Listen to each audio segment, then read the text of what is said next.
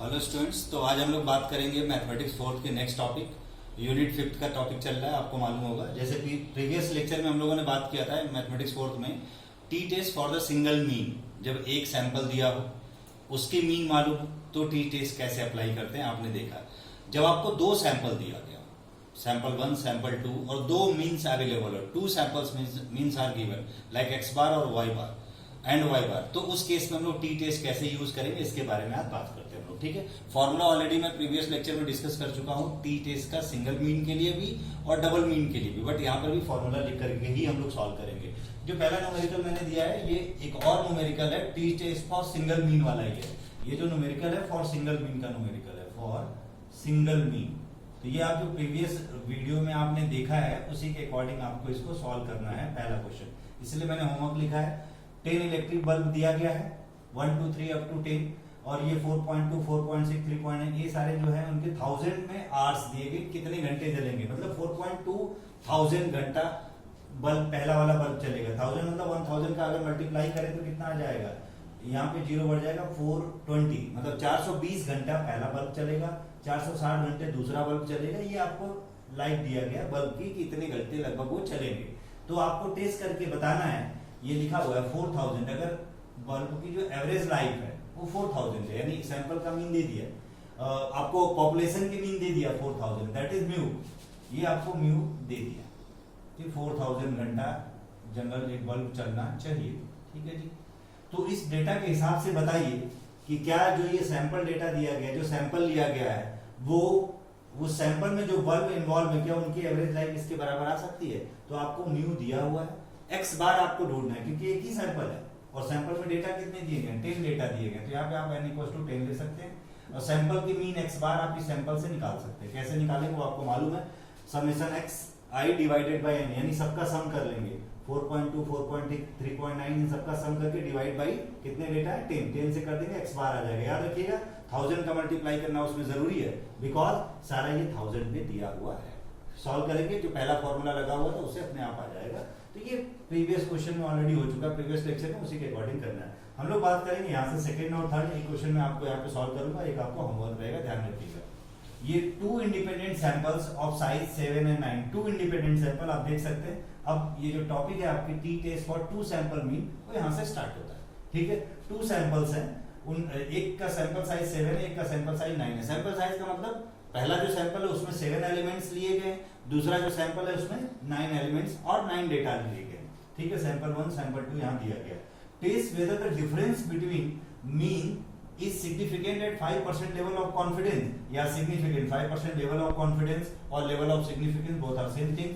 Test the difference between means, दो means बचे, एक पहले सैंपल की मीन होगी, एक दूसरे सैंपल की मीन होगी। क्या वो 5% लेवल पे सिग्निफिकेंट डिफरेंस है, क्या उन दोनों मीन में सिग्निफिकेंस डिफरेंस शो कर रहा है। सिग्निफिकेंस डिफरेंस शो करने का यहाँ पर सिर्फ और सिर्फ यही मतलब है कि जिस सैंपल जिस पॉपुलेशन से ये लिए गए, क्या उस पॉपुलेशन के अकॉर्डिंग ये दोनों वैलिड हैं। इसका मतलब ये हुआ, आपको उस पर नहीं जाना कि किस पॉपुलेशन से लिया गया है, क्यों, क्योंकि 2 मीन्स वाले सैंपल के लिए जो टी टेस्ट होता है उसमें पॉपुलेशन का मीन क्या है वो मालूम होना जरूरी नहीं है। ठीक है, तो हम लोग इसकी सिग्निफिकेंसी चेक करेंगे अभी आगे 5% लेवल ऑफ सिग्निफिकेंस पे। यहाँ दे दिया अल्फा की वैल्यू, नहीं भी दिया होता तो बाय डिफॉल्ट 5% पे लेते। Similarly, 2 samples of sodium bulb are tested for the lifetime of the bulb and following data are given. Type 1, Type 2 sample size, मतलब एक सैंपल लिया गया जिसमें 8 बल्ब है, दूसरा सैंपल लिया गया जिसमें 7 बल्ब है। सोडियम लाइट के 8 बल्ब जो है उनका जो सैंपल मीन है 1 2 3 4, मतलब 1234 आवर्स दिया गया है। जो उनका जो वेरिएंस है, वेरिएंस मतलब यहाँ पे जान लीजिए एस की बात कर रहा है तो डायरेक्ट S1 S2 हो जाएगा। जो वेरिएंस है ये 8 सैंपल वाले बल्ब का वो 36 आवर्स है। सिमिलरली जो दूसरा सैंपल है जिसमें 7 बल्ब लिए गए उनका जो मीन आवर्स है सैंपल का 1036 है। मतलब ये जो सैंपल सेकंड लिया गया उसके मीन सैंपल का मतलब ये हो गया कि उस 7 बल्ब का जो कलेक्शन है, जो सैंपल, उनमें से कोई भी बल्ब उठाओ आप, सबकी जो एवरेज लाइफ है वो 1036 घंटे, यानी हर बल्ब लगभग 1036 घंटे जलेगा। इसका मतलब ये हुआ, और उसका वेरिएंस 40 आवर्स, यानी ये S2 हो गया, ये S1 हो जाएगा, S2 हो जाएगा। फिर आपको बताना test the hypothesis that the means of the sample are significant support to the type 1 is superior than the type 2, यानी ये बताना कि टाइप 1 के जो बल्ब लिए जाएं, यानी 8 सैंपल वाले बल्ब चूज किए जाए तो वो टाइप 2 वाले से सुपीरियर है। यानी आप हाइपोथेसिस मानेंगे, अगर हाइपोथेसिस एक्सेप्टेड होगी तो ये सुपीरियर, रिजेक्टेड होगी तो नॉट सुपीरियर। सिंपल ये हो जाएगा। तो पहला क्वेश्चन मैं सॉल्व कर रहा हूँ क्योंकि ये डेटा ऑलरेडी इधर गिवन है, अलग अलग पार्ट है, उसके हेल्प से आपको S1 S2 सब निकालना होगा। जो तीसरा क्वेश्चन ये दिया गया होमवर्क में मैंने इसलिए लिखा क्योंकि यहाँ पे S1 भी दिया है, S2 भी दिया है, ये आपका x बार भी दिया है, y बार भी दिया है, ये आपका N1 दिया है, N2 दिया है, डायरेक्ट फॉर्मूले में रखना है, इसलिए कोई प्रॉब्लम नहीं होगी। इसमें आपको अभी बाकी चीजें निकालनी भी है, तो इसलिए क्वेश्चन नंबर 2 हम लोग सॉल्व करते हैं। बिल्कुल सिमिलर आप क्वेश्चन नंबर 3 सॉल्व करेंगे, बस टेबल बनाना नहीं पड़ेगा, यहाँ डायरेक्ट वैल्यू दी गई, हिंट भी आगे दिया है, वो आप देख लेना, ठीक है। तो अब इसका सोल्यूशन देखते हैं क्वेश्चन नंबर 2 का। N1 मतलब पहले के सैंपल साइज 7 डेटा है तो 7 सेट हो गया। N2 दूसरे सैंपल के साइज 9 डेटा है, सैंपल साइज इधर लिखा हुआ है। डिग्री ऑफ फ्रीडम कितना होगा, तो डिग्री ऑफ फ्रीडम बताया गया है टी टेस्ट जब 2 मींस के लिए हो तो N1 + N2 - 2 बताया गया, तो N1 + N2 - 2 14 आ जाएगा। आप देख सकते हैं अल्फा की वैल्यू 5% में बोला गया इसलिए 5% लिख लिया, और टी टेबलेटेड वैल्यू हमने पहले ही लिख लिया 2.14, जैसे आपको chi² का टेबल बताया गया था उसी तरह t² का टेबल देखेंगे आपको मालूम चल जाएगा, एक तरफ डिग्री ऑफ फ्रीडम और एक तरफ लेवल ऑफ सिग्निफिकेंस, तो 5% और 14 डिग्री ऑफ फ्रीडम पे value will be 2.14 T tabulated. अब आगे हम टी कैलकुलेटेड के बारे में बात करेंगे। तो टी कैलकुलेटेड के बारे में बात करने से पहले ये टेबल मैंने पहले ड्रॉ कर दिया था, बट यहाँ पे अभी हम लिखेंगे late H0 is null hypothesis such that H0 is equals to, क्या मानना है इसमें, क्या टेस्ट करना है, difference of mean is significance. तो आप लेके चलेंगे नल हाइपोथेसिस H0 इज, यहां पे लिखेंगे difference of means are significant, ये मान के चलेंगे। अब अगर यही नल हाइपोथेसिस एक्सेप्टेड होगी तो ये जो आपने माना दैट इज करेक्ट, अगर रिजेक्टेड होगी तो नॉट करेक्ट, सिंपल। अब आपको 2 मींस के लिए जो टी डिस्ट्रीब्यूशन का फॉर्मूला होता है, टी टेस्ट का फॉर्मूला होता है वो ये होता है, टी टेस्ट होता है आपका यहां पर x बार y बार -y बार divided bye s √1/n1 - 1/n2।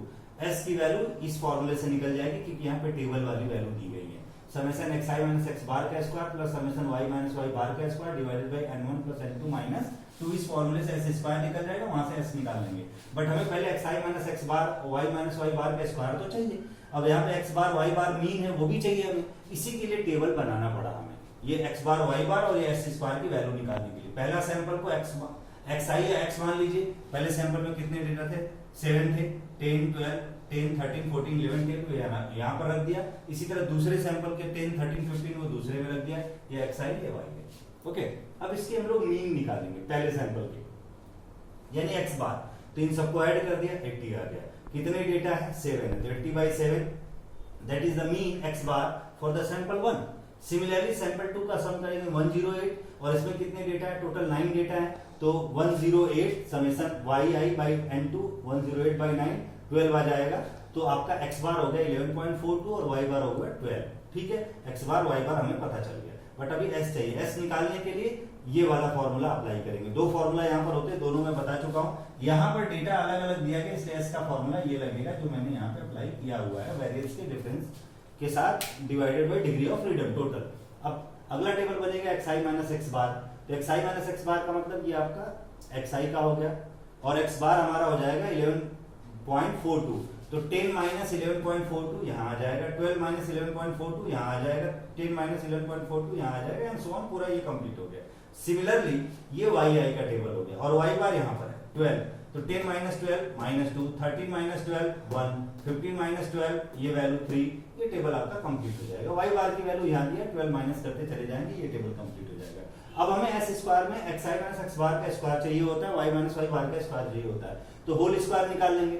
तो -1.42 का होल स्क्वायर यहाँ, 0.58 का होल स्क्वायर यहाँ, xi - x बार वाले कॉलम का होल स्क्वायर xi - x बार के स्क्वायर वाले में आ जाएगा। सिमिलरली y - y बार का स्क्वायर -2 1 3 0 इनका स्क्वायर यहाँ पर आ जाएगा लास्ट वाले कॉलम में।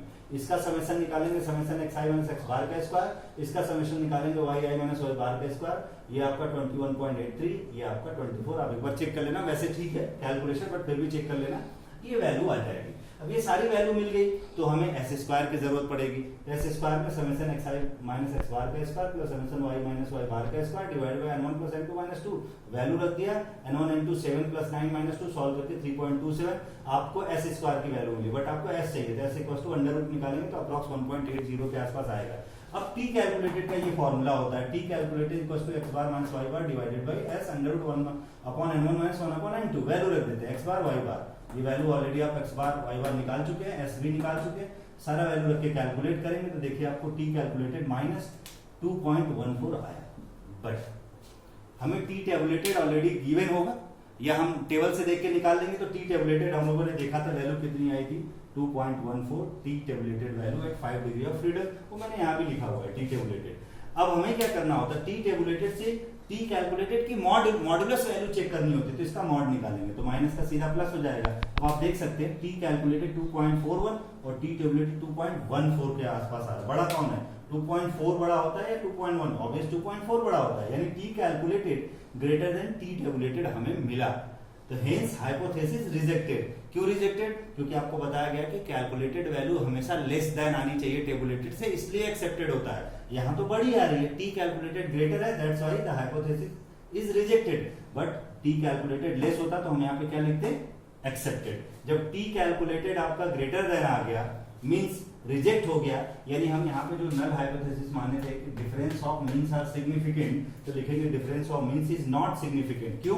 क्योंकि जो हमारा हाइपोथेसिस है वो क्या आ गया, रिजेक्टेड आ गया। तो बहुत सिंपल क्वेश्चन है टी टेस्ट का। अब आप इस तरीके से क्वेश्चन नंबर 3 सॉल्व कर सकते हैं, बिल्कुल सिमिलर। इसमें ऐसा टेबल नहीं बनाना होगा क्योंकि डायरेक्ट सारी वैल्यू दे दी गई है, वो मैंने आपको हिंट के तौर पे यहाँ पे दिया हुआ है क्वेश्चन नंबर 3 का, ध्यान से देख लीजिएगा। एक्स बार पहली मीन आपको मालूम है, वाई बार दूसरी मीन मालूम है, S1 भी दिया, S2 भी दिया, तो S1 स्क्वायर S2 स्क्वायर। जब ऑलरेडी ये वैल्यू गिवन होती है तब ऐसे स्क्वायर निकालने का ये फॉर्मूला यूज करते हैं। ये फॉर्मूला भी मैंने प्रीवियस वीडियो लेक्चर में ऑलरेडी आपको एक्सप्लेन किया हुआ है, तो यहाँ पर रख देंगे एस स्क्वायर आ जाएगा। बाकी टी कैलकुलेटेड का यही फॉर्मूला लगेगा फिर से, टी कैलकुलेटेड। और टेबुलेटेड वैल्यू आप टेबल से देख लेना या फिर गिवन होगा, यहाँ पर भी गिवन है टेबुलेटेड वैल्यू, यहाँ से कंपेयर कर लेना, जैसा आएगा उस अकॉर्डिंग आप अपना जो नल हाइपोथेसिस है एक्सेप्टेड या रिजेक्टेड वो आप लिख सकते हैं। तो this is all about T test. Single mean के लिए, डबल मीन के लिए, इससे ज्यादा इस पर हम टाइम नहीं देने वाले। अगर कोई क्वेश्चन नहीं आता तो आप मुझे अलग से पूछ सकते हैं। बट अगले टॉपिक में, अगले जो लेक्चर है उसमें हमने एफ टेस्ट के बारे में बात करना है, देन वेरिएंस और एनालिसिस ऑफ वेरिएंस, और then P chart and NP chart, C chart के कंट्रोल चार्ट के बारे में हम लोग बात करेंगे। हार्डली 3 से 4 वीडियो लेक्चर में आपका ये यूनिट 5 कंप्लीटली फिनिश हो जाएगा। तो स्टूडेंट प्लीज आप इसको ध्यान से पढ़िएगा। और बहुत सारे स्टूडेंट मुझे वो रिप्लाई वो कमेंट करते हैं कि सर इस क्वेश्चन का सोल्यूशन भेज दीजिए। सॉरी मैं अभी नहीं भेज पा रहा हूँ किसी कारणवश। जैसे ही ये सिलेबस पूरा खत्म हो जाएगा, जो भी डाउट होगा पूरी यूनिट के, किसी भी यूनिट का, चाहे पहला, तीसरा, चौथा, पांचवा, कोई भी, सारे डाउट्स हम लोग 1 by 1 क्लियर करेंगे। तब तक आप इसको देखते रहिए। Thank you.